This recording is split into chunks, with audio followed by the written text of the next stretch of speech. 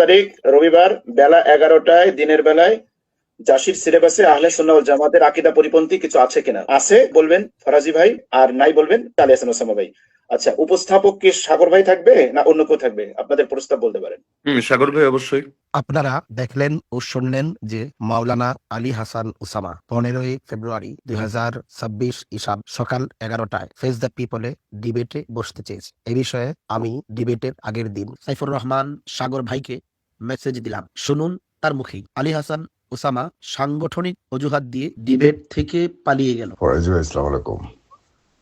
তো যে মাধ্যমে প্রস্তাবটা এসেছিল, সে মাধ্যমে আমাকে যে ভয়েস মেসেজ পাঠিয়েছে, আমি মাত্র ঘুম থেকে উঠে আর শুনলাম আর কি।